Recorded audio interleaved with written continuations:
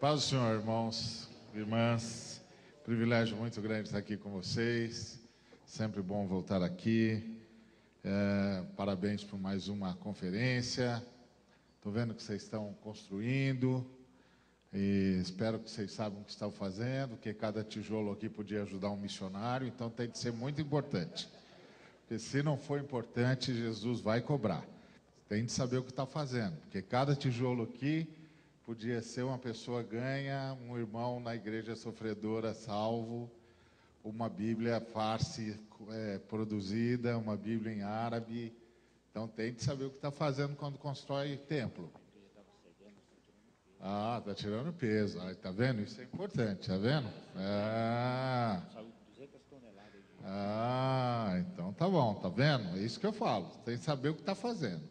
Então está fazendo certo, então tá bom. Cadê o pedestal, meu irmão? Que eu não consigo fazer igual o Aguinaldo. O Aguinaldo é melhor que eu, ele consegue ficar segurando o microfone. Obrigado, querido. Mas é isso que é importante.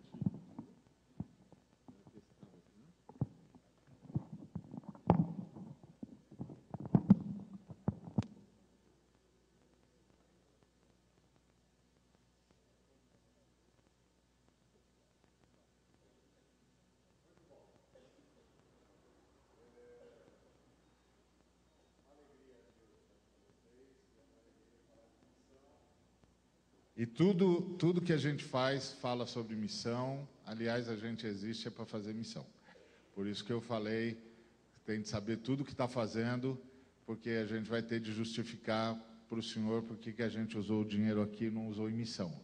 Aí tem uma boa justificativa, porque ia cair. Essa é uma boa justificativa. Né? Vocês não fiquem bravos comigo não, viu, irmão? Mas nós estamos num país onde não dá mais para pregar o Evangelho, porque os irmãos não aguentam mais da Bíblia. Tudo que você fala, o irmão fala, não, mas a gente não pensa assim. Nós somos comprados, irmão. Aqui todos nós pertencemos a Jesus Cristo. Nós somos comprados. Nós não decidimos nada não, nós só obedecemos. Quem decide é Jesus, Ele que pagou. Então, eu e você, nós não somos de nós, não. Eu e você não decidimos mais nada. Não decidimos nem a nossa casa onde vai ser. A gente não decide nada, a gente foi comprado. A gente foi comprado. A gente tem dono. Por isso que a gente não é dono de mais nada, porque a gente tem dono. Então, aquele que é dono da gente é dono de tudo. É dono de tudo que a gente pensa que é da gente. Entendeu? Essa roupa que eu estou usando aqui, ela não é minha, é de Jesus. Eu só estou usando porque Jesus deixa. Se Jesus achar que não devo usar mais essa roupa, não posso mais usar. Porque eu tenho dono, eu não pertenço a mim mesmo. Nem eu, nem você. Entendeu?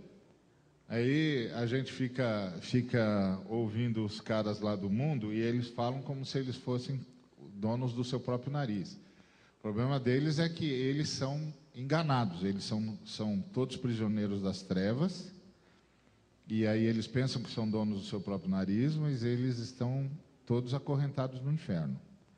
Só que o inferno, ele faz igual aquele filme Matrix. Lembra que teve um filme que fez muito sucesso aí, que era Matrix? Que o cara pensava que era diretor de empresa e era pilha de máquina, porque ele estava preso numa máquina, a máquina se alimentava da energia dele, mas a máquina fazia ele pensar que ele era executivo da IBM.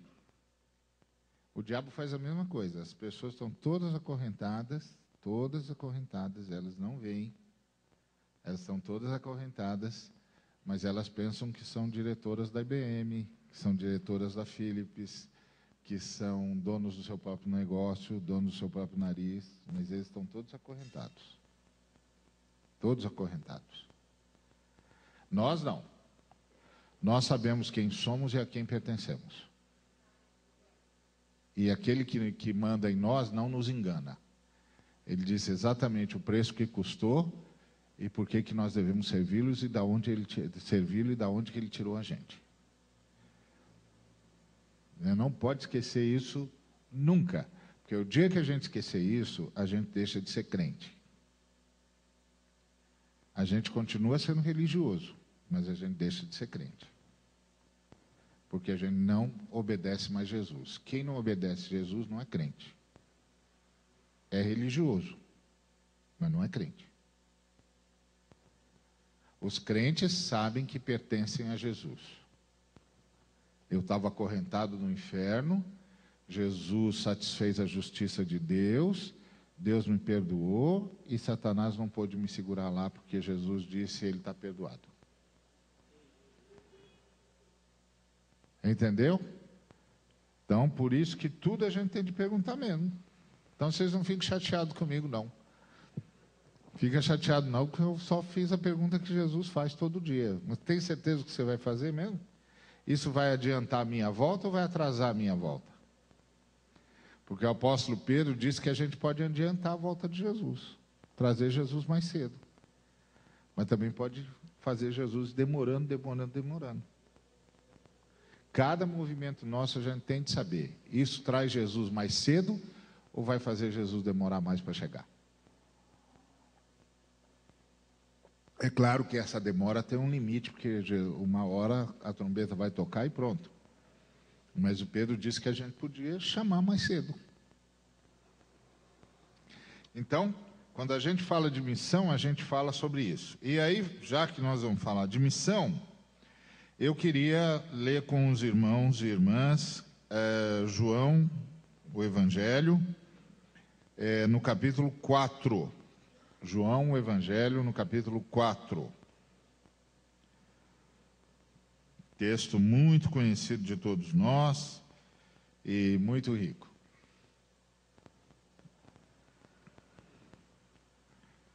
Quando, pois, o Senhor veio a saber, versículo 1, tá?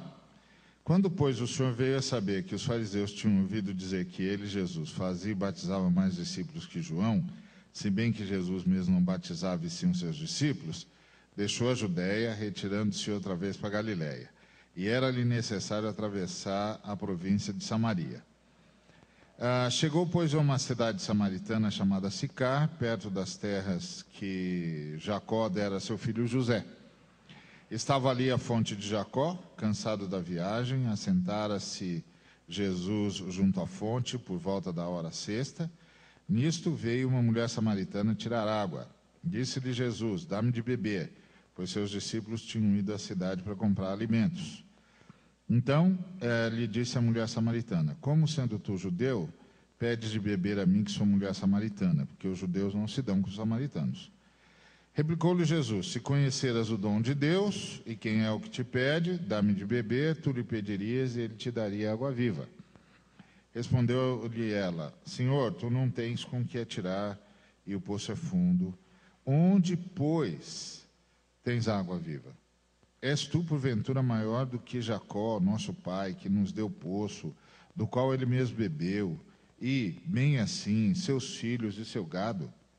Afirmou-lhe Jesus, quem beber dessa água tornará a ter sede. Aquele, porém, que beber da água que eu lhe der, nunca mais terá sede. Pelo contrário, a água que eu lhe der será nele uma fonte a jorrar para a vida eterna. Disse-lhe a mulher, Senhor, dá-me dessa água, para que eu não mais tenha sede, nem precise vir aqui buscá-la. Disse-lhe Jesus, vai, chama teu marido e vem cá. Ao que lhe respondeu a mulher, não tenho marido. Replicou-lhe Jesus, bem disseste, não tenho marido, porque 5 maridos já tiveste. E esse que agora tens, não é teu marido. Isso disseste com verdade. Senhor, disse a mulher, vejo que tu és profeta. Nossos pais adoravam nesse monte. Vós, entretanto, dizeis que em Jerusalém é o lugar onde se deve adorar. Disse-lhe Jesus, mulher, podes crer-me que a hora vem, quando nem neste monte, nem em Jerusalém adorareis o Pai. Vós adorais o que não conheceis. Nós adoramos o que conhecemos, porque a salvação vem dos judeus. Mas vem a hora, e já chegou, em que os verdadeiros adoradores adorarão o Pai em espírito e em verdade, porque são estes que o Pai procura para os seus adoradores. Deus é espírito, e importa que seus adoradores o adorem em espírito e em verdade. Eu sei, respondeu a mulher, que há de vir o Messias, chamado Cristo. Quando ele vier, nos anunciará todas as coisas. Disse-lhe Jesus, eu o sou, eu que falo contigo. Nesse ponto, chegaram seus discípulos e se admiraram de que estivesse falando com uma mulher. Todavia, nenhum lhe disse que perguntas ou por que falas com ela. Quanto à mulher, deixou o seu cântaro e foi à cidade e disse àqueles homens, vinde comigo e veja um homem que me disse tudo quanto tenho feito. Será este, porventura, o Cristo? Saíram, pois, da cidade e vieram ter com ele. Nesse ínterim, os discípulos lhe rogavam, dizendo, mestre, come. Mas ele lhes disse, uma comida tenho para comer que vós não conheceis. Diziam, então, os discípulos uns aos outros, teria, porventura, alguém trazido o que comer? Disse-lhe Jesus, a minha comida consiste em fazer a vontade daquele que me enviou a realizar a sua obra. Não dizeis vós que ainda há 4 meses até a ceifa? Eu, porém, vos digo, erguei os olhos e vede os campos, pois já branquejam para a ceifa. Obrigado, Jesus, por tudo que o Senhor já falou. E nós rogamos, Pai, que fales ainda mais pelo Teu Espírito.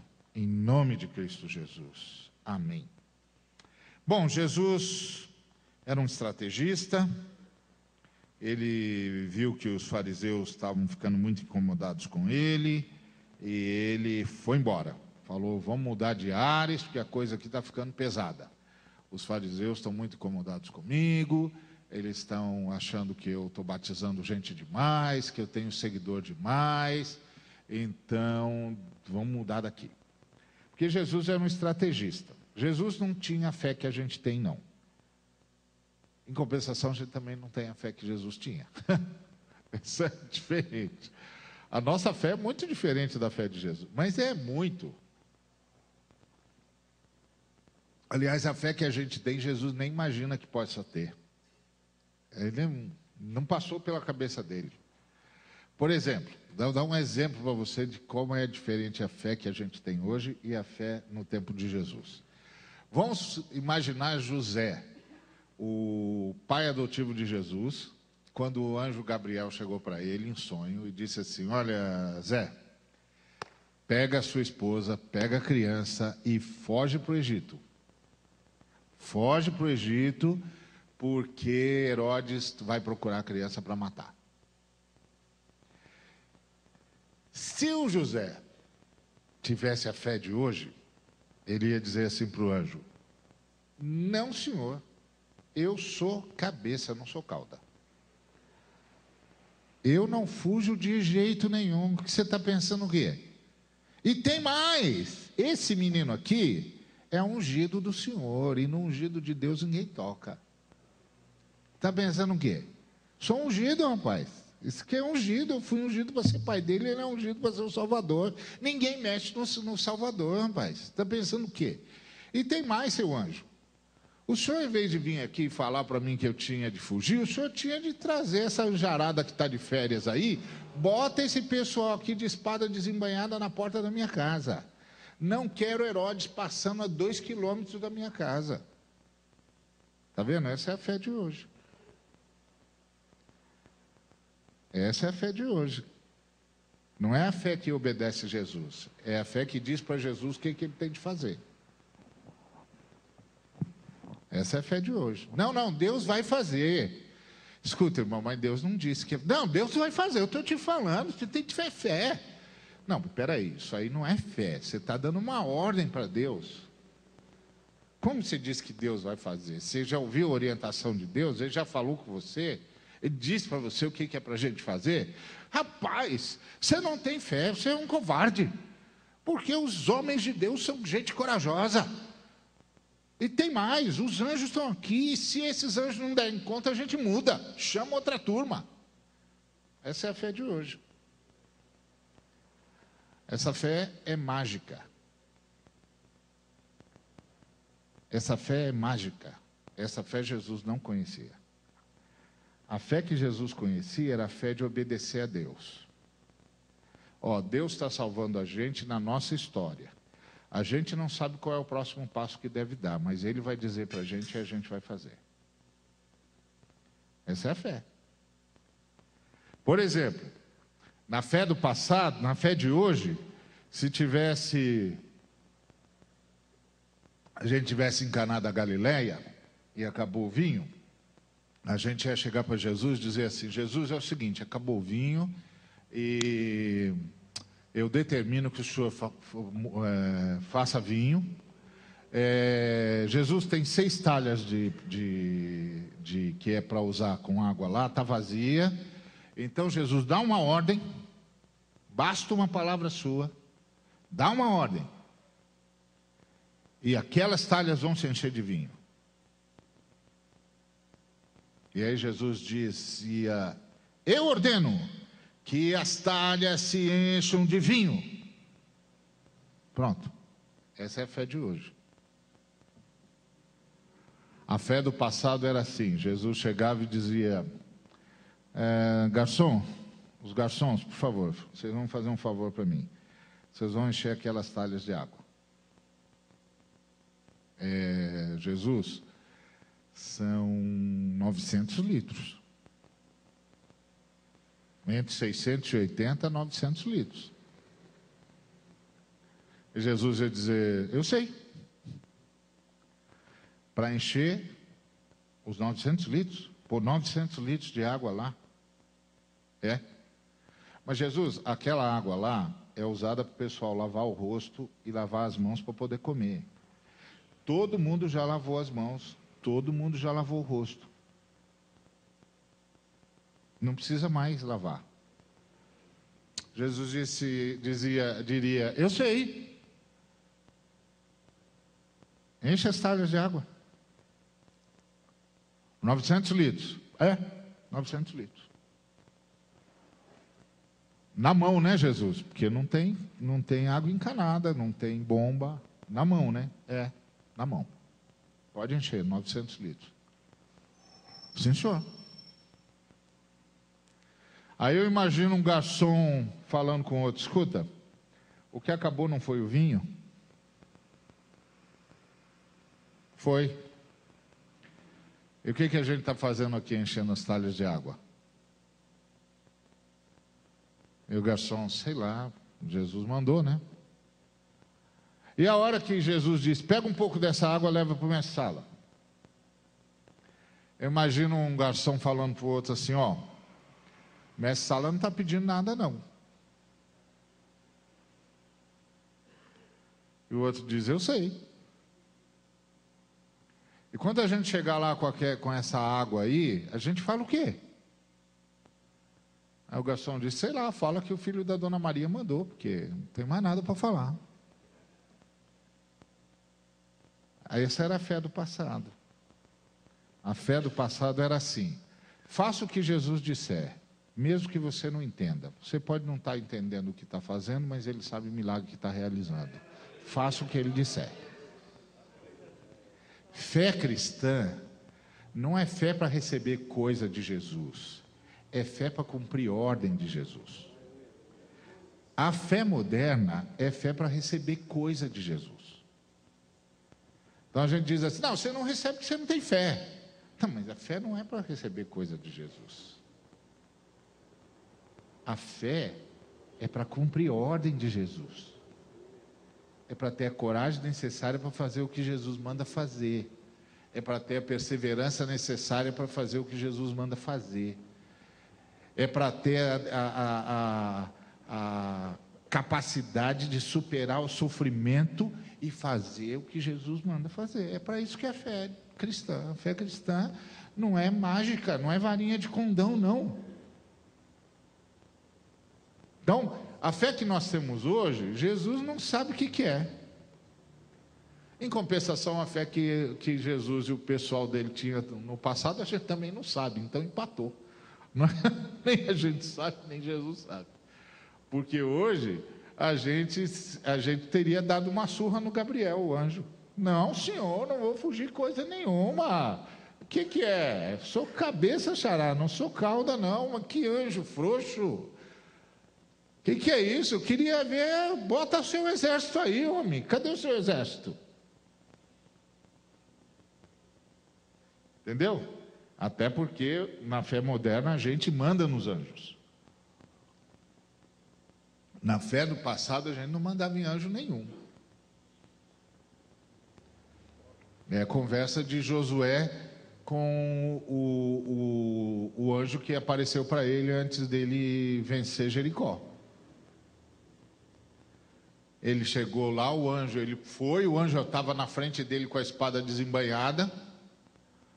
E ele disse: você é dos nossos ou dos nossos inimigos? E aí o anjo deu a pior de todas as respostas. Ele disse: não. Não o quê? Não o quê? Não dos nossos, não deles, não o quê? O anjo disse: não, eu sou o capitão dos exércitos do Senhor. Não é você que me pergunta de que lado que eu estou. Eu que estou te perguntando, você está de que lado? Porque eu não sei se você percebeu o detalhe, mas eu estou com a espada desembainhada. Então diga de que lado você é. Porque se você é do Senhor, eu tenho algo para te dizer. Se você não é do Senhor, você vai ficar aqui mesmo.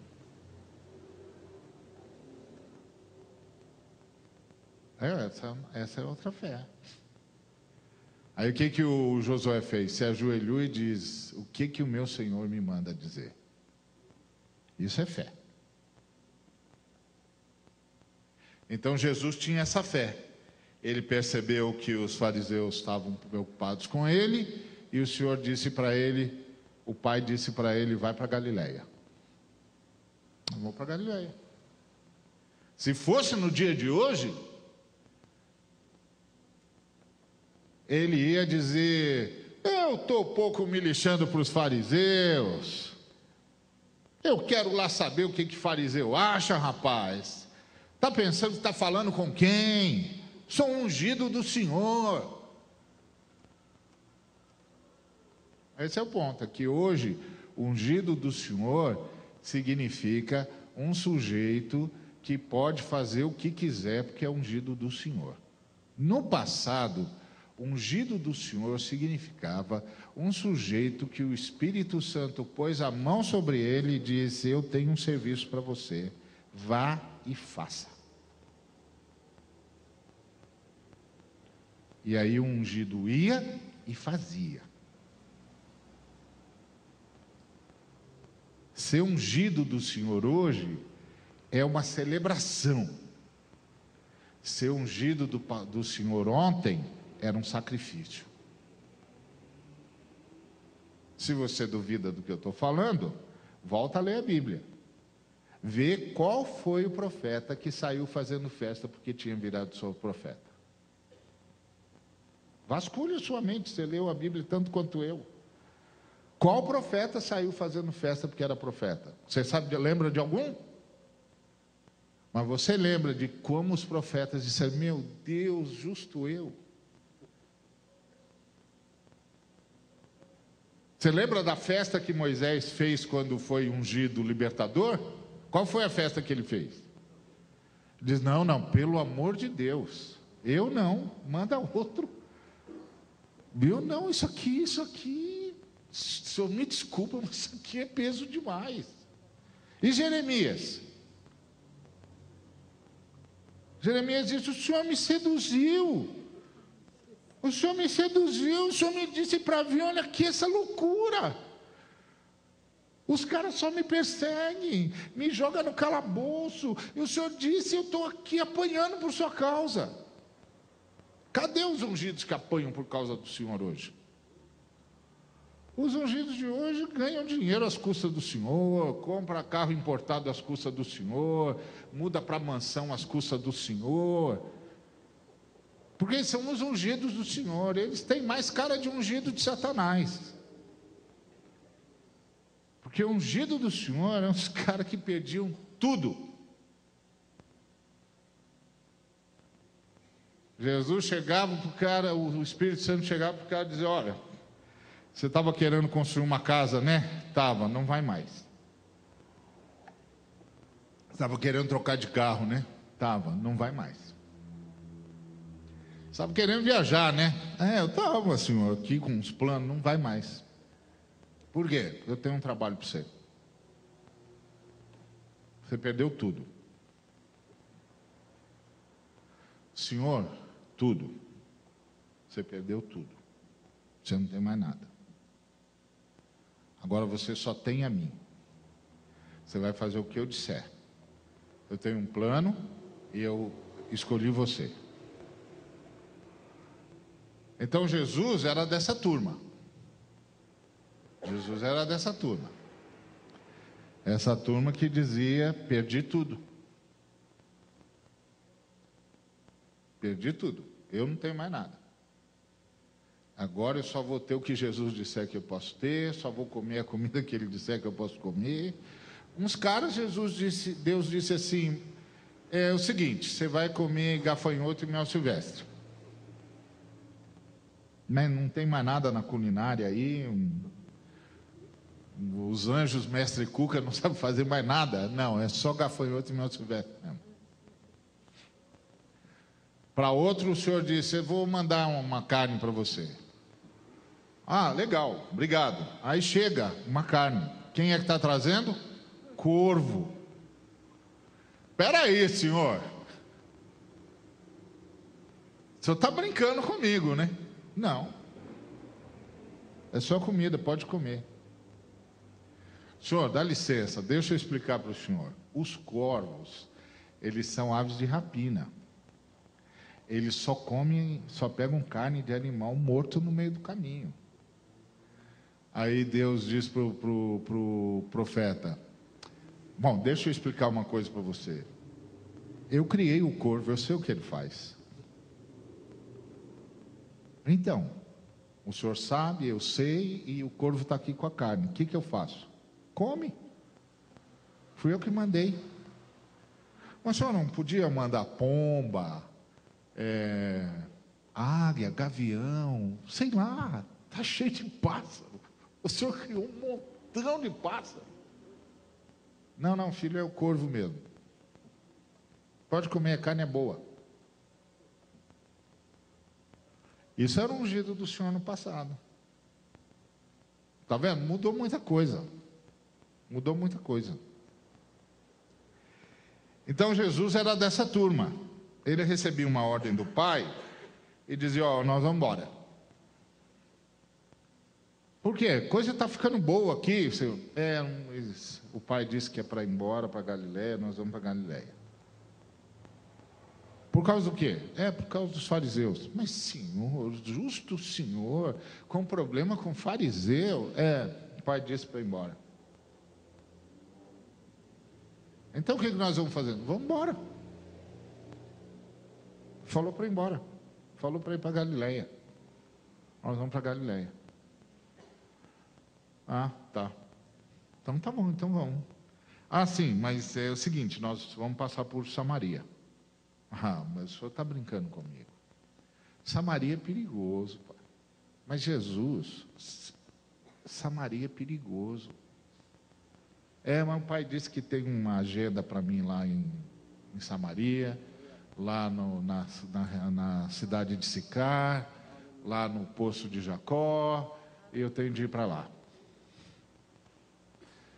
Jesus, no meio dos samaritanos, então o senhor sai dos fariseus e vai para os samaritanos? Ou seja, o senhor é daquele tipo que tanto faz saltar quanto pular, né? Que o senhor sai do fogo e cai na panela fervendo? Que é isso? O senhor falou: não, os fariseus estão aqui incomodados, nós vamos sair. Vamos para onde? Vamos para Samaria. Mas senhor, a gente sai dos bandidos e vai para os assassinos? Por quê? O pai mandou. Eu tenho uma agenda lá em Sicar, eu vou lá. Aí ele foi lá para um lugar histórico, igual o Aguinaldo falou. Chegou lá no lugar onde Radassa, Esther e Radish, né, que eles chamam, em Farsi. É bem parecido com o hebraico, né? E fez aquela obra em nome do Senhor e fez com que Amã fosse condenado e o povo de Israel superasse aquela calúnia toda, enfim, aquela armação toda de Satanás. Então, Jesus foi para um lugar histórico. O Poço de Jacó era um lugar histórico, igual aquele lugar que o Agnaldo foi, igualzinho, histórico, era o Poço de Jacó.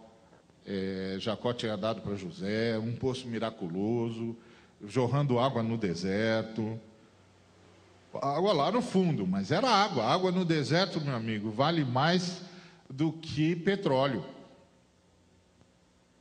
Água no deserto é o que há, porque 5 dias sem água, vai dessa para melhor, não tem saída. A gente pode ficar até 40, 50 dias sem comer, sem beber água, 5 dias. Tchau. Vai dessa para a eternidade. Pelo menos foi a informação que eu tive. Se tiver aí alguém da área de saúde que sabe melhor do que eu isso aí, por favor, me corrija, mas foi a informação que eu tive. Bom, aí Jesus está lá sozinho, ainda manda os discípulos irem buscar comida e fica sozinho.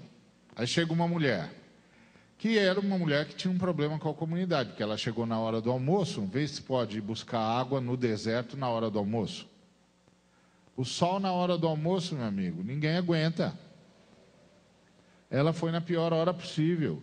E o fato dela ter ido na pior hora possível é porque ela tinha algum problema com a comunidade dela, que ela não podia mais andar com as outras mulheres, porque as outras mulheres iam de manhã bem cedinho, né, para buscar água. É o que faz sentido, né? Aí ela chega lá, está lá com o cântaro dela, vai puxar água, Jesus se aproxima e diz, mulher, me dá de beber. Ela leva um susto, primeiro porque ela é uma mulher, está sozinha, ele é um homem, está sozinho, ela é samaritana e ele é judeu. Qual é a intenção desse moço? Ela diz, não, peraí, por que o senhor está falando comigo? O senhor é judeu, sou samaritana, por que o senhor está falando comigo? Aí Jesus disse, olha moça, se você soubesse o presente que Deus tem para você, e quem sou eu, ao invés de eu estar pedindo água para você, você que ia me pedir. E eu ia dar para você um rio de águas correntes, porque é isso que significava água viva na língua deles. Significava água corrente, igual os rios que nós temos no Brasil.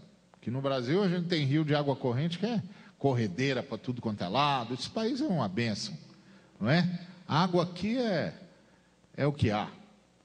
Eu ouvi dizer que a gente tem quase 1/3 dos mananciais de água potável do planeta. Então, é água que não acaba mais. E aí Jesus disse, eu tenho um rio de água corrente. Ela falou, não é possível. Não é possível, a menos que o senhor seja maior do que Jacó. Porque esse poço aqui já é um milagre. Esse poço aqui já é um milagre. O senhor está me pedindo água para beber e o senhor não tem como tirar água daqui. Um dia que o senhor tem uma água corrente, o senhor por acaso é maior do que o nosso pai Jacó? O senhor está brincando comigo. E aí Jesus respondeu, não estou brincando não, filha, eu sou maior do que Jacó. Eu sou maior do que Jacó. Porque quem beber da água que o Jacó arranjou aí para vocês, volta a ter sede. Mas quem beber da água que eu der, nunca mais vai ter sede.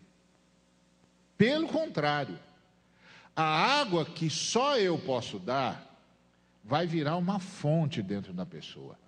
E uma fonte, minha filha, que vai durar eternamente. Sabe o que é eternamente? Você não sabe, né? Ninguém sabe, só Deus sabe o que é eternamente. Pois é, uma medida que só Deus conhece. Eternamente. Aí a moça falou, então me dá dessa água. Que aí eu nem preciso vir aqui e nunca mais vou ter sede. Ela deu uma fechada em Jesus, era uma mulher espertíssima, muito inteligente. Jesus disse, então tá bom, vai buscar o seu marido. Por que ele falou vai buscar o seu marido? Porque ele está falando de coisas espirituais. E naquela época, só os homens podiam ter exposição da palavra. As mulheres ouviam dos maridos.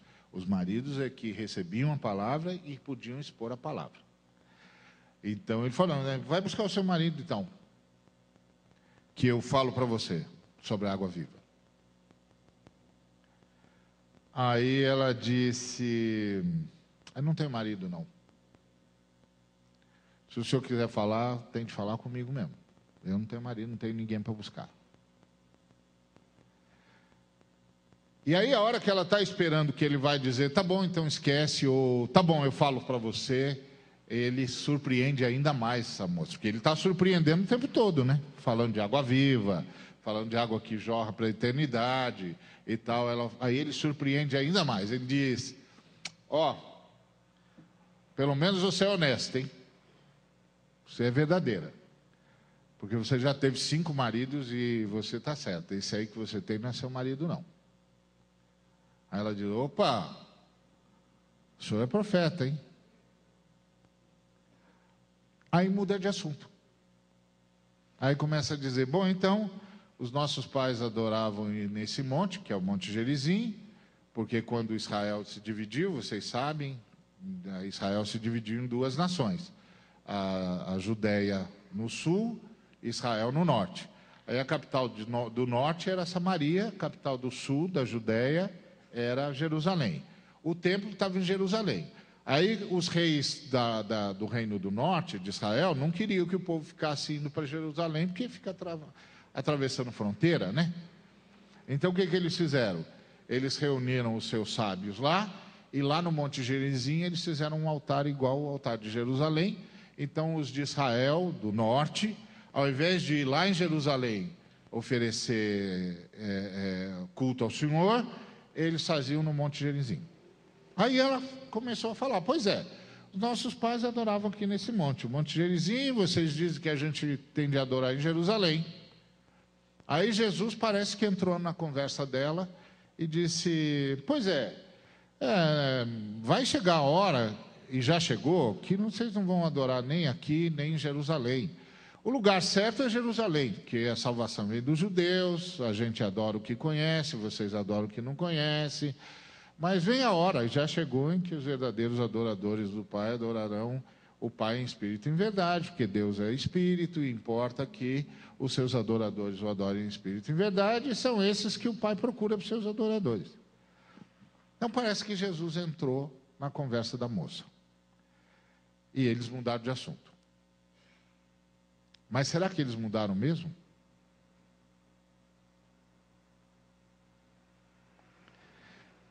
O que era adorar naquele tempo em que Jesus estava falando com aquela senhora?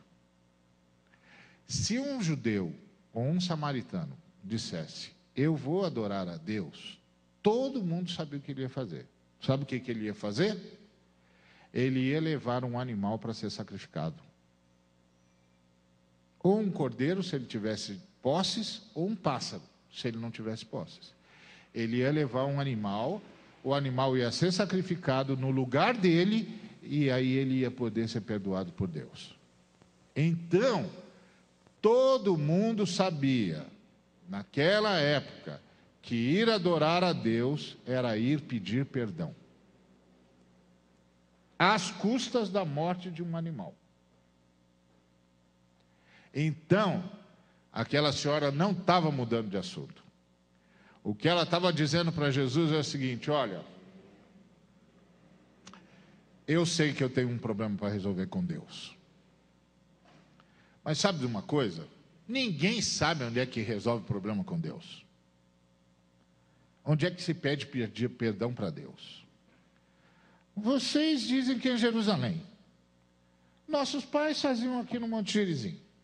Ninguém sabe. Aí Jesus disse, ninguém não, moça, eu sei. É em Jerusalém que se pede perdão para Deus. Porque a salvação veio dos judeus. Está vendo? Estão falando de salvação o tempo todo, não mudou de assunto. Aí ele disse, mas vem a hora, e já chegou, em que você vai poder pedir perdão para Deus em qualquer lugar, do fundo do seu coração, e vai ser perdoado. Aí a moça deu um salto para trás. Estou falando, essa mulher é muito inteligente. Essa mulher é a precursora da emancipação feminina. Ela era inteligente, muito inteligente, e sabia o que estava falando. Ela entendia de teologia que era coisa de louco. Porque ela virou para Jesus e disse: ó, você está mudando coisa demais, moço. Só o Cristo pode fazer tanta mudança. Eu estou esperando ele chegar. Ele é que vai dizer de fato como é que as coisas devem ser. O que Jesus estava mudando? Aí, irmão Samuel, obrigado. O que Jesus estava mudando? Ele estava mudando muita coisa mesmo. Porque a pergunta natural, quando Jesus disse: ó, vem a hora e já chegou, em que os verdadeiros adoradores do Pai o adorarão em espírito e em verdade, ou seja, que quem precisar pedir perdão a Deus, vai poder pedir perdão a Deus em qualquer lugar do fundo do seu coração. Quando Jesus disse isso, a primeira pergunta a ser feita para Jesus é: e o templo? Não precisa mais do templo? Aí a resposta de Jesus ia ser: o templo agora é você. Onde você estiver, você acerta as contas com o Pai na hora. Você não precisa dormir mais com pecado, não. Resolve na hora. Aí tem uma segunda pergunta: e o sacrifício? Quem vai ser sacrificado no meu lugar? E a resposta de Jesus seria: eu. Eu vou me sacrificar no seu lugar.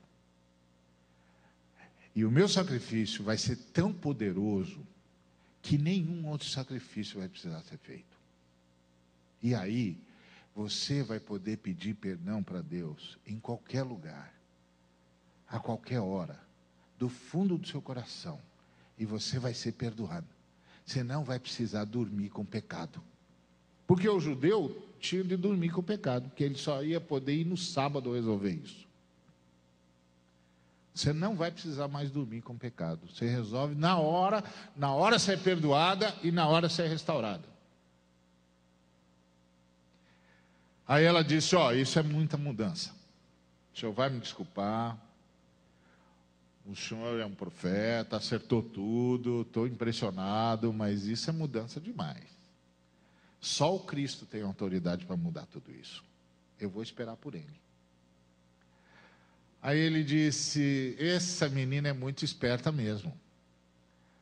É verdade, só o Cristo tem mesmo autoridade para mudar todas essas coisas. Só tem um detalhe, minha filha: eu sou o Cristo.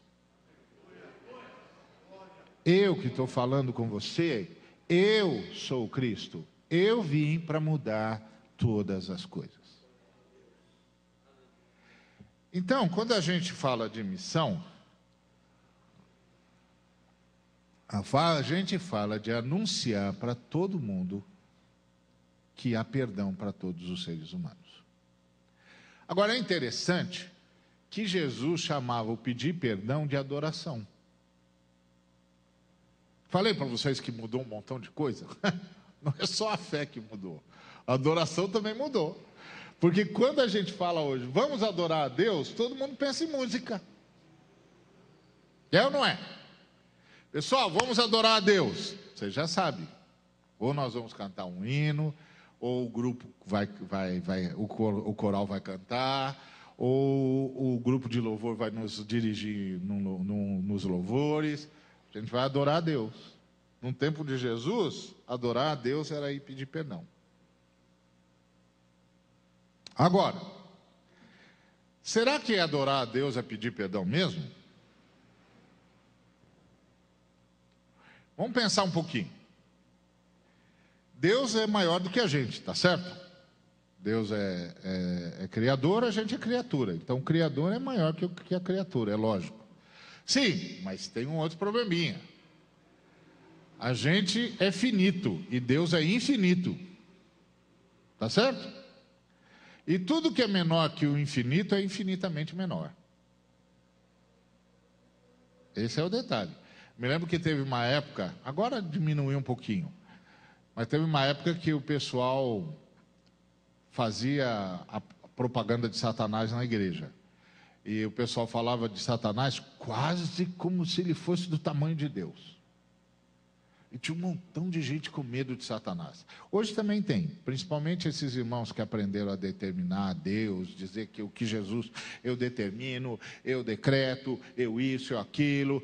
Então ficou um problemão para os pastores que pregam essa doutrina, porque os caras não têm mais medo de Deus, porque eles mandam em Deus. Tá certo? Eu determino, eu digo, e outra coisa, pai, se o senhor não fizer, eu rasgo a Bíblia, e pá. Bom, então você está mandando em Deus, tá certo? Então você está mandando em Deus, você não tem mais temor de Deus, você não tem mais medo de Deus. Mas aí o pastor precisa que o cara contribua mais, precisa que o cara doe casa, doe carro, doe tudo, mas ele não tem mais medo de Deus, ele não tem mais respeito por Deus, porque o que nós temos por Deus não é pavor de Deus, é respeito por Deus. Ele não tem mais, ele manda em Deus. O cara que determina, cara que decreta, cara que diz, não, eu vou fazer, Deus tem de fazer, Deus tem de fazer. Prometeu, vai fazer. Estou fazendo campanha, Deus tem de fazer. Está cheio de pastor ensinando isso aí. Aí qual o problema que cria isso para o pastor? Qual? Que o povo não respeita mais Deus.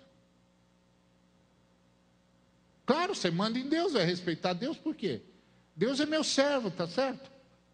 Eu determino, eu decreto, eu faço campanha, Deus tem de fazer, eu transformo as promessas de Deus em nota promissória, tá certo? Aqui, ó, só assinou a nota promissória aqui, ó.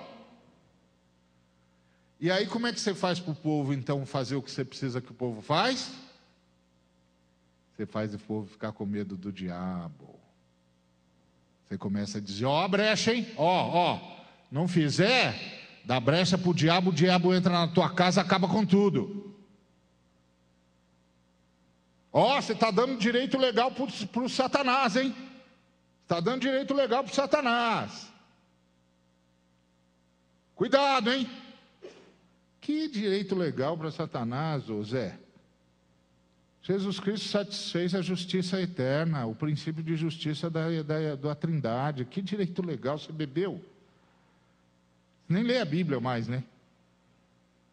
Não lê, para dizer uma bobagem dessa, não lê mesmo, nem sabe do que está falando.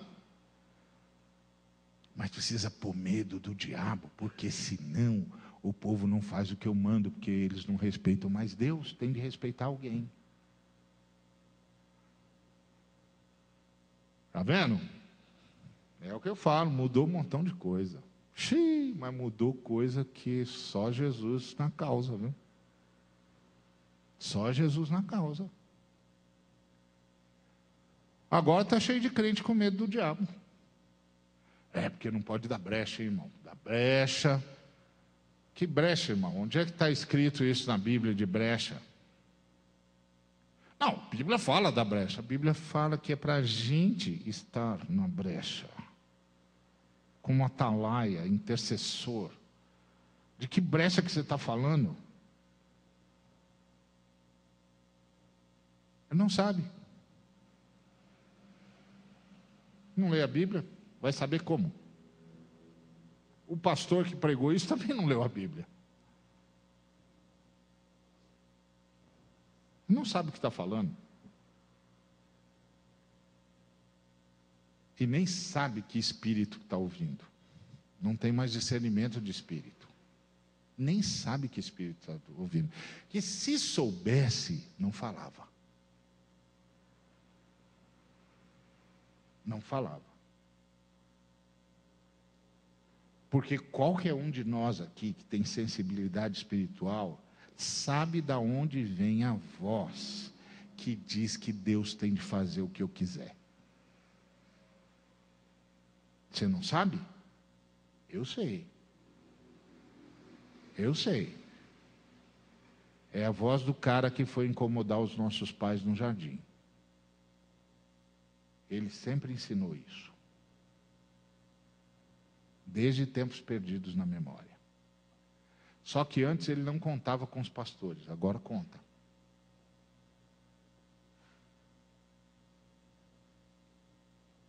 Aí o que nós fazemos, então? Fazemos o povo ter medo do diabo. Porque dá brecha, direito legal, Satanás entra e tal, porque o devorador e tal. Quem é que libera o devorador na Bíblia? Devorador anda porque quer? Quem é que libera o devorador na Bíblia? Quem? Deus. E quem repreende o devorador na Bíblia? Quem? Deus. Quem foi que disse para o povo de Deus que o devorador faz o que quer? Onde está escrito isso nas Escrituras? Onde? Lugar nenhum. Não está escrito. Não está escrito aí. Só que se algum dos inspirados do Senhor para escrever a Bíblia esqueceu de escrever, e agora tem um inspirado que recebeu a inspiração sem estar na Bíblia. Mas ó, eu duvido, hein? Quero aqui julgar ninguém, mas eu duvido que os homens inspirados por Deus esqueceram de escrever alguma coisa que Deus inspirou. Eu duvido. Então eu tenho mais a tendência de achar que esse povo está inventando. E se está inventando com segundas intenções. Porque não está na Bíblia.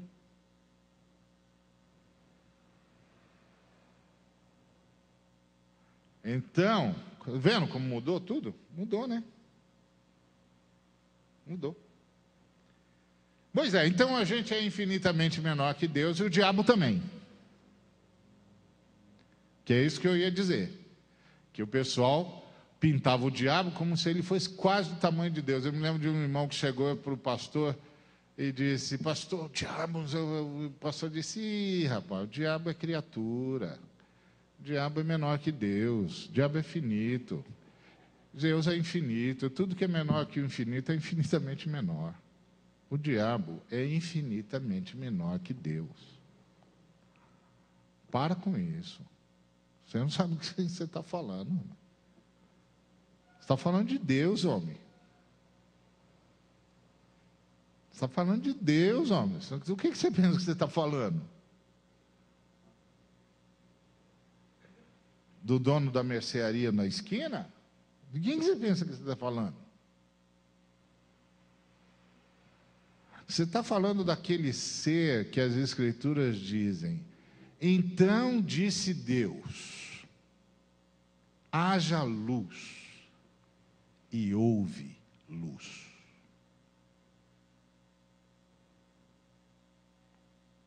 É desse ser que você está falando. Você não chega para ele e diz: ó, é o seguinte não. Não é o seguinte não. De joelhos, moço, de joelhos. Com Deus a gente só fala de joelhos. De joelhos, moço. Ninguém fica em pé diante do Altíssimo. De joelhos. Ou se ajoelha, ou é lançado em terra. Pode escolher. Essa opção eu tenho, você tem. Tem duas possibilidades. Ou eu e você espontaneamente nos ajoelhamos, ou ele joga a gente na terra. Qual que você escolhe? Fica à vontade. De pé, não fica não. De pé não fica não.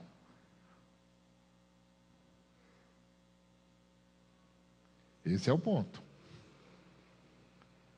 Então, será que adorar a Deus é pedir perdão mesmo? Vamos pensar um pouquinho. A gente diz que Deus é santo. E Deus é santo mesmo. 3 vezes santo, tá certo?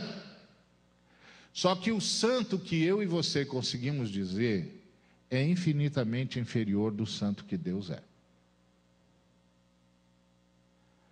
A gente diz que Deus é amor. Deus é amor mesmo.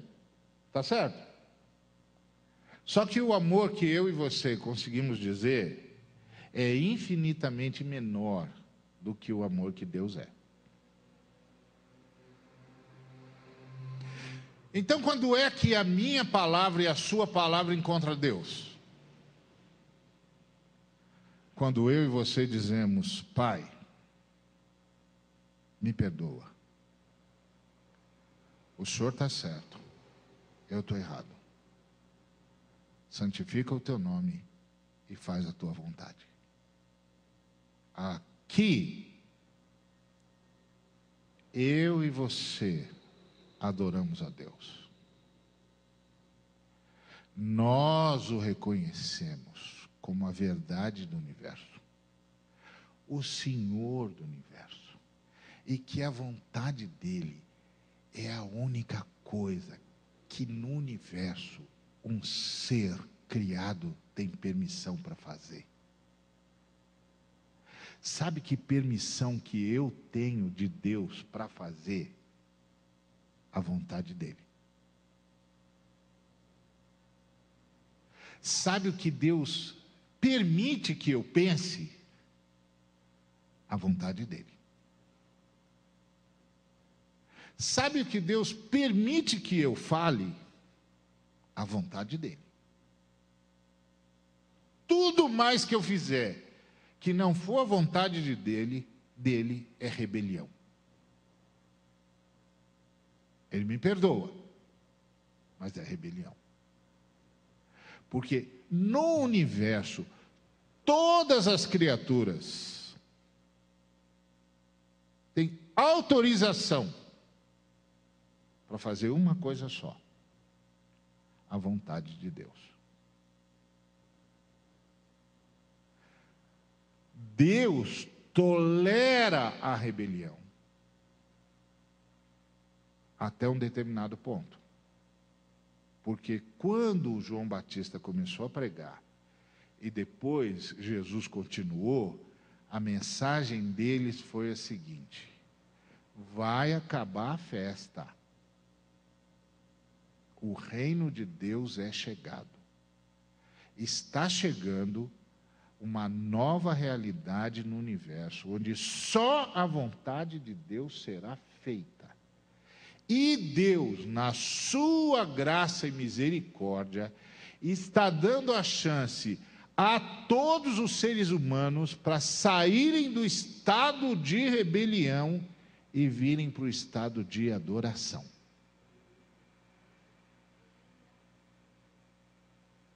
É uma chance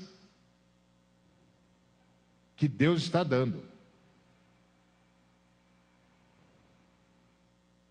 para todos nós sairmos do estado de rebelião e virmos para o estado de adoração, onde a gente pede perdão e se submete para que só a vontade de Deus seja feita.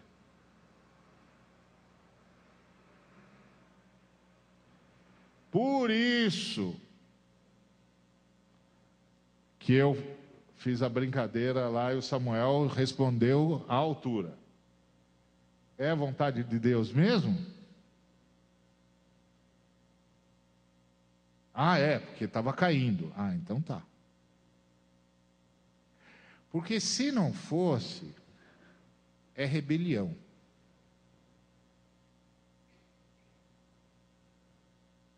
É rebelião. E depois não fica dizendo, não, porque os anjos do Senhor negativo. Anjo do Senhor não tolera rebelião. Anjo do Senhor não tolera rebelião. Anjo do Senhor não tem nada com rebelde. Basta você se lembrar que Lúcifer meteu a cara para fora e os arcanjos cortaram a cabeça dele.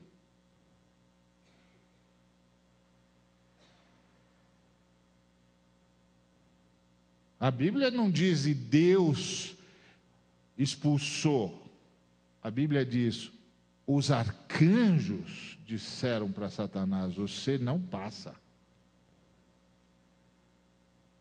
Você não passa.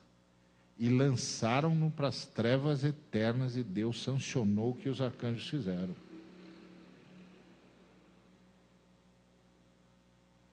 Você não passa. Você está pensando o quê? Vou subir ao monte da congregação e serei semelhante ao Altíssimo? De jeito nenhum. Você não passa. Os anjos eleitos puxaram a espada e acabaram com a festa. E o João Batista e o Senhor Jesus disseram a mesma coisa agora para nós. Ó, acabou a festa. O reino de Deus é chegado. Arrependei-vos. Do quê? De não fazer a vontade de Deus.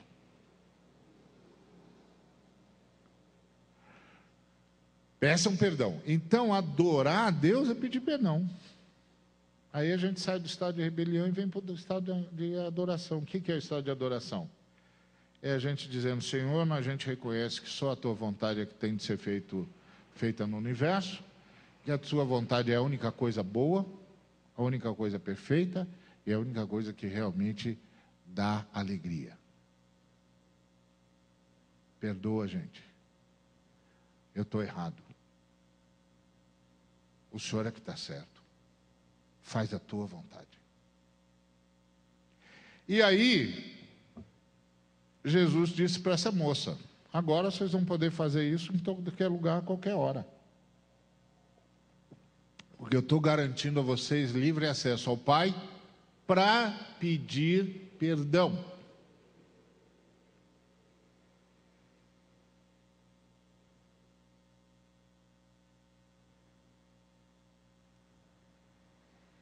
Esse é o ponto.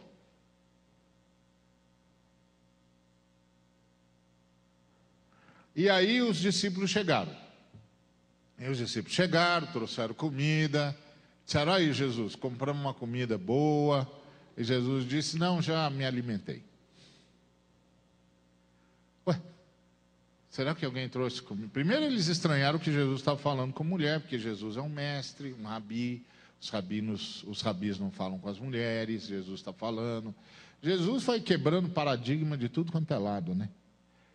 Emancipou as mulheres, levou as mulheres para serem discípulas também, transformou a mulher em missionária. Jesus fez uma revolução. Ainda se deu ao trabalho de ir até Sicar para conversar com uma mulher, ver se pode. Ainda uma mulher cheia de problema. E ainda se apresentou para ela como não tinha se apresentado para ninguém. Vê se pode, só Jesus mesmo para fazer essas coisas. Hoje os servos de Jesus não deixam as mulheres nem atravessar direito a rua, mas Jesus tratava as mulheres como discípulas. Que era um negócio quase inexplicável naquele tempo. Bom, os discípulos chegam com a comida. Então, senhor, vamos comer? Não, já comi. Ué, quem é que trouxe comida para ele? Mas senhor, como o senhor comeu? Isso aqui é um lugar deserto. Como o senhor comeu? Aí ele disse: sabe o que é? Tem uma coisa que me alimenta e vocês não sabem. E o que me alimenta é fazer a vontade daquele que me enviou. E realizar a obra dele. Eu acabei de fazer isso. Vocês viram aquela moça saindo daqui? Ela se arrependeu.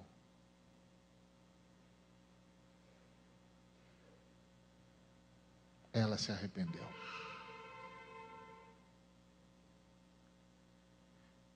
Essa era a vontade do meu Pai. Que ela se arrependesse. Ela se arrependeu. Valeu a pena eu ter vindo a Samaria. Agora eu entendi porque que o Pai disse: vai para Galileia, mas passa primeiro em Sicar. tem uma mulher lá. Eu quero ter um encontro com ela hoje. Ela está clamando por mim e não sabe. Mas eu vou encontrá-la através de você. Vai lá. Fala para ela que as coisas mudaram. Aí Jesus está dizendo para os discípulos, está vendo? Estou feliz, eu estou que não me aguento de felicidade. Porque ela se arrependeu. E aí ele disse assim, sabe de uma coisa, meus meninos? Vocês ficam dizendo que falta 4 meses para as coisas se fazerem. Que não é assim, não é tão simples assim evangelizar. Que está complicado. Vocês não sabem o que o Espírito Santo está fazendo. Tem um montão de gente desesperado para pedir perdão para Deus, mas não sabe como.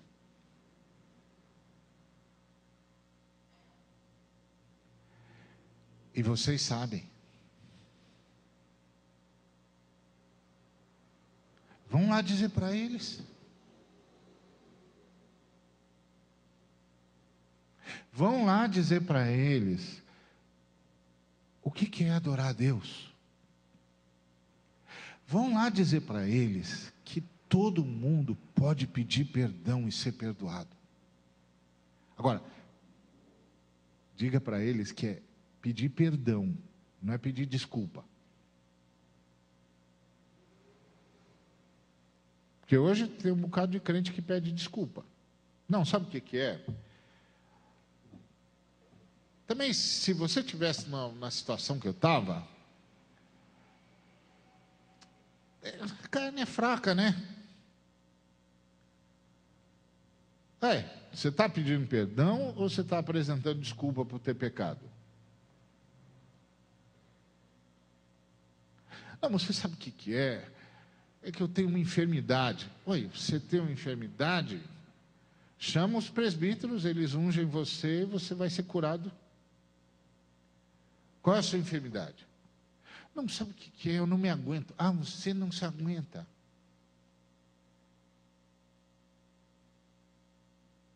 Bom, você veio aqui para pedir perdão, ou você veio aqui para apresentar as desculpas por que você peca e vai continuar pecando?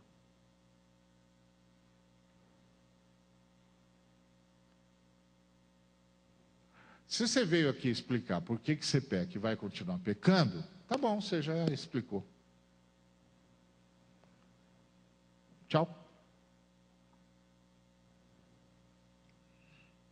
Não, mas o senhor não vai. Não vou nada. Você só veio explicar, já entendi. Então, tchau. Então, não conto mais com você, então, né? Você está fora, né? Não, vou continuar aqui. Não vai não.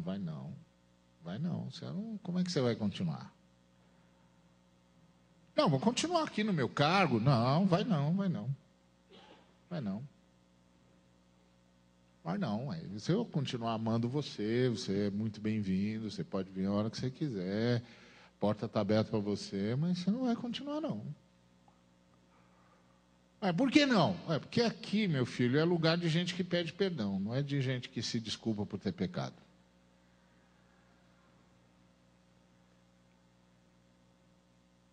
Aqui não é lugar de gente que explica por que peca. Aqui é lugar de gente que cai de joelho e diz: Pai, eu pequei, o Senhor está certo, eu estou errado, me perdoa e me transforma. Se você veio aqui pedir perdão, tudo bem, você vai ser perdoado, está tudo resolvido, continua tudo igual.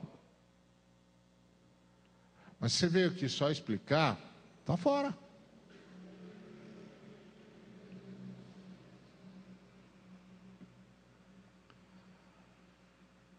Está fora. A fé cristã não é a fé de gente que não peca. A fé cristã é a fé de gente que sempre pede perdão. E de perdão em perdão é transformado em gente cada vez mais parecido com Jesus. Ou seja, gente que cada vez mais faz a vontade de Deus. E é isso que nós anunciamos quando nós anunciamos o Evangelho. E foi isso que Jesus disse para os discípulos dele: os campos estão brancos para a ceifa. O que ele estava dizendo? Está cheio de gente desesperada para pedir perdão a Deus. Sabe por quê? Porque o Espírito Santo mexeu com eles. O Espírito Santo os convenceu do pecado, da justiça e do juízo. O Espírito Santo convenceu-os que eles estão errados. Só que o Espírito Santo agora espera que você, como o Pedro, se desloque da casa de Simão Curtidor e vá para a casa de Cornélio, dizer para ele como é que se pede perdão e como é que se é perdoado e por que é que a gente pode ser perdoado. Isso é fazer missão. É explicar por que a gente pode ser perdoado, e explicar por que a gente pode ser perdoado é contar a história de Jesus.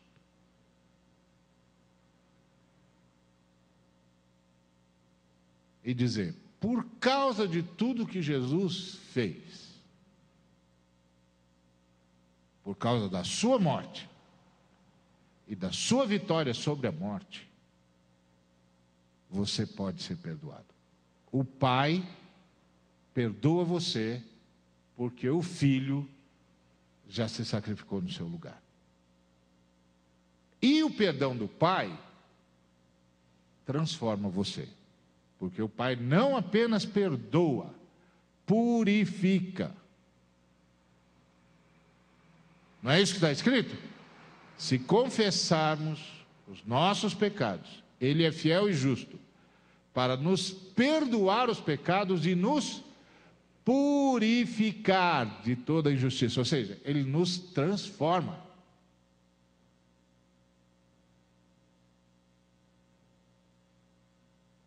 Porque também, irmãos, ser perdoado sem ser transformado é como trocar de roupa sem tomar banho. Não tem graça.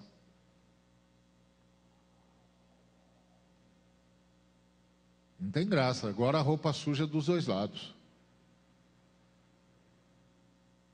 Jesus não ia fazer isso com a gente. Ele perdoa e transforma.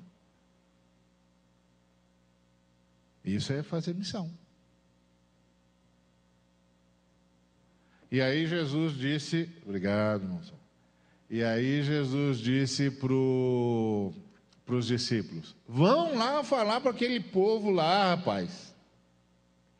Eles estão prontos para pedir perdão. O Espírito Santo já mexeu com eles. Vá lá dizer para eles que todo mundo pode ser perdoado, que tem perdão disponível e conta por que eles podem ser perdoados e do que eles estão sendo perdoados.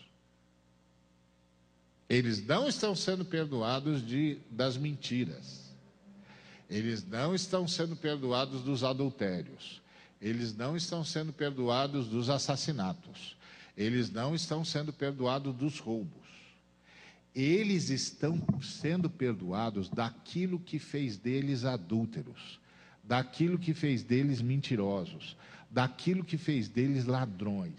E sabe o que fez deles tudo isso? O fato de que eles não se submetem à vontade de Deus. Eles não respeitam Deus.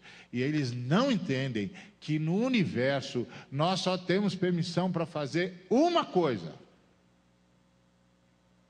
a vontade de Deus.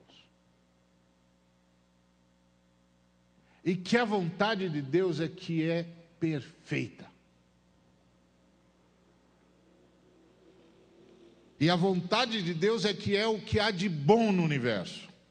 E o que dá a verdadeira alegria. Então, o sujeito não pede perdão porque roubou. Ele pede perdão por ser uma pessoa que desrespeita tanto a Deus que rouba. Que desrespeita tanto a Deus que mente.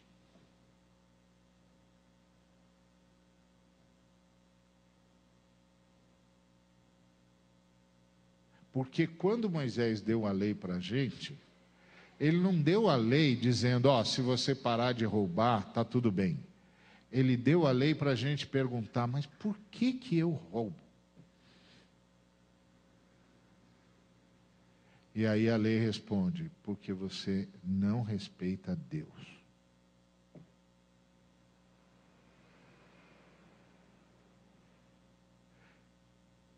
É isso que é levar a bênção do Cordeiro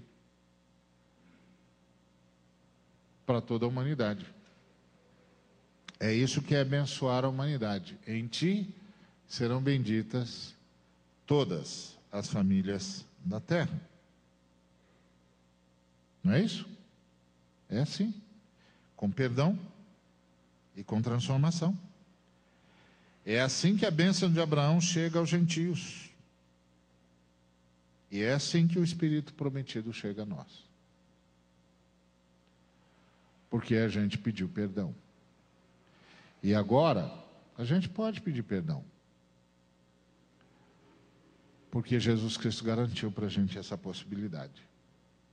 E a gente vai ser perdoado. Porque Jesus Cristo satisfez a justiça eterna. Então o Pai vai perdoar a gente. E a gente vai ser transformado. Porque Jesus Cristo venceu a morte. E por isso o Pai pode comunicar a vida. A vida abundante.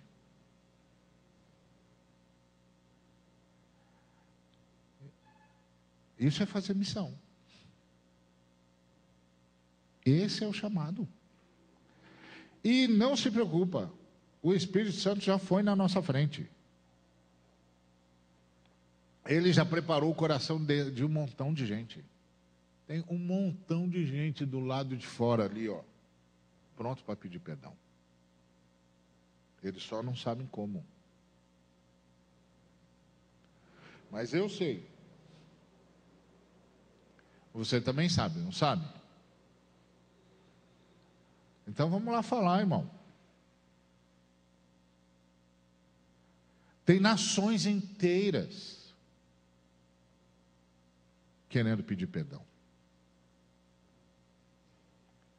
Eles não sabem como. Mas eu sei. Você sabe. Vamos lá falar, ué. Famílias inteiras querendo pedir perdão. Que foi exatamente o que a moça disse para Jesus. Eu sei que eu tenho um problema para resolver com Deus. O Espírito Santo me incomoda. Ou você acha que Jesus foi a Sicar? Por quê? O Espírito que o ungiu disse, tem uma senhora lá que eu estou incomodando, mas eu estou incomodando um tanto, que ela está que não se aguenta mais. Mas ela não consegue mais respeitar as autoridades religiosas do seu povo, nem dos judeus. Vai lá. Se apresenta para ela. Que ela está pronta para pedir perdão. Bocado de gente aí, irmão. Bocado de gente aí, irmã. Que senta do seu lado no ônibus, no banco de escola, na fábrica, no escritório. Que o Espírito Santo já incomodou de um tanto que eles estão prontos para pedir perdão. Às vezes não sabem. Não sabem como. Tem tribos indígenas prontas para pedir perdão. Ronaldo Lidório chegou lá nos Cocombas, em Gana, todo mundo dizendo, esse é um povo fechado. Da noite para o dia, ele tinha uma igreja de 5.000 pessoas. O Espírito Santo tinha incomodado aquele povo de um tanto, que tudo que ele fez foi dizer para o servo dele: vai lá, eu já incomodei esse povo está pronto para pedir perdão.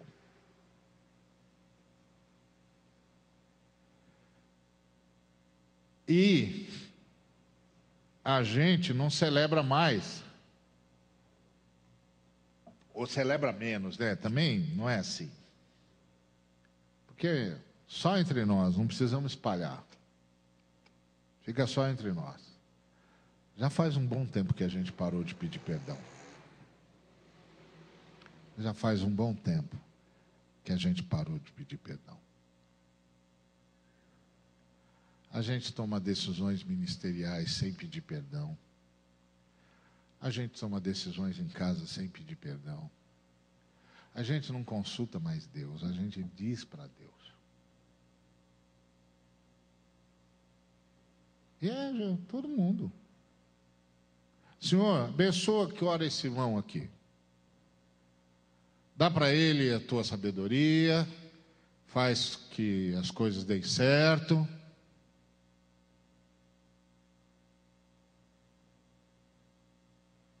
Senhor, bota esse irmão aqui no centro da tua vontade. Que é só a tua vontade que tem de ser feita. E não tem coisa melhor para esse irmão ter do que estar no centro da tua vontade. Se ele precisar de perdão agora, perdoa ele, Pai. Para que ele possa ser usado e possa falar a tua palavra. Mas nós não oramos mais assim. O irmão vai ficar até ofendido. Pastor Ariovaldo Ramos. Como é que eu vou orar pelo pastor Ariovaldo Ramos? Dizendo: Pai, perdoa-o se ele precisar ser perdoado. Pastor Ariovaldo Ramos. E o irmãozinho que acabou de chegar no reino, chamado Zé da Silva, é exatamente a mesma coisa. Homens por quem o Senhor derramou o seu sangue na cruz. E a única coisa que distingue o pastor Ariovaldo Ramos e o Zé da Silva é que o pastor Ariovaldo chegou 40 anos antes dele.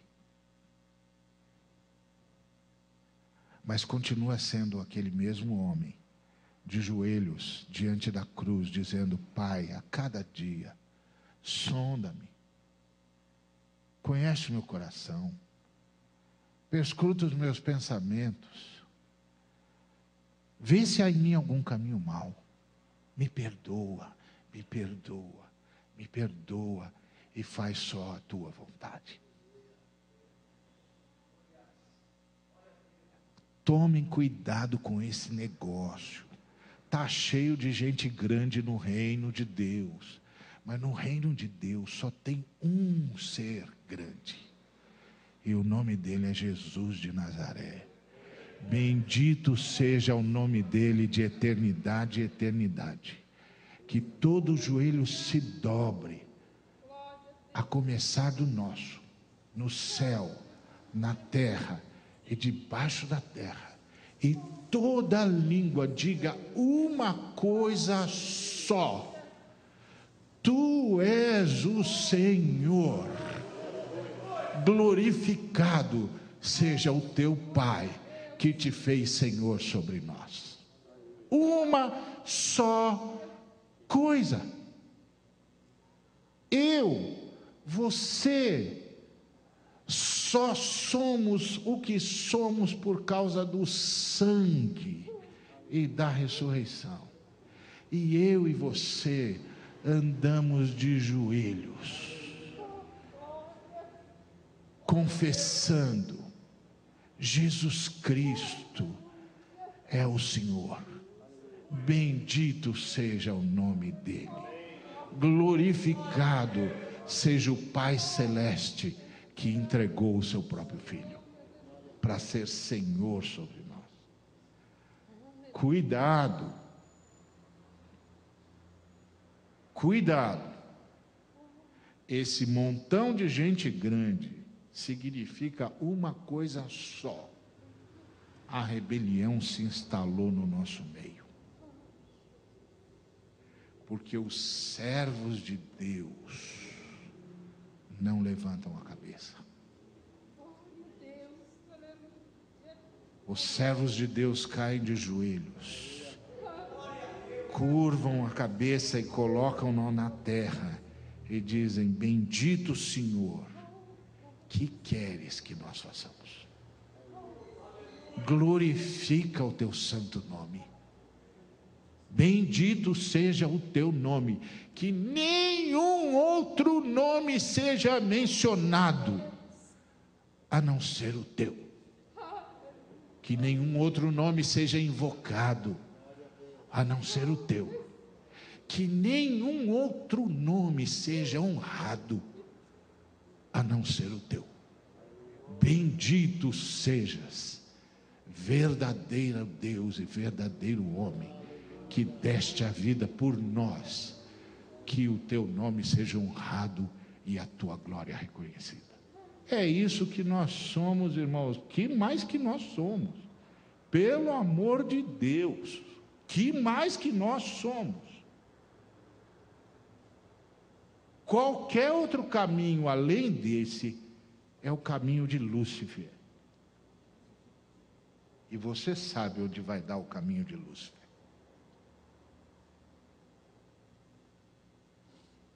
Bendito seja o nome de Jesus.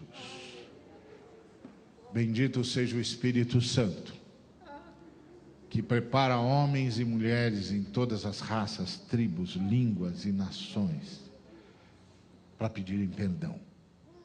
Bendito seja o Pai, cujo amor explica todo o movimento da Trindade.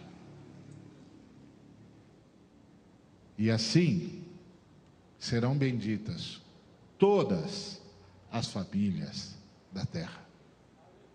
E a bênção de Jesus chegará a todos. E o Espírito prometido poderá habitar aos seres humanos a quem ama. Que Deus nos abençoe.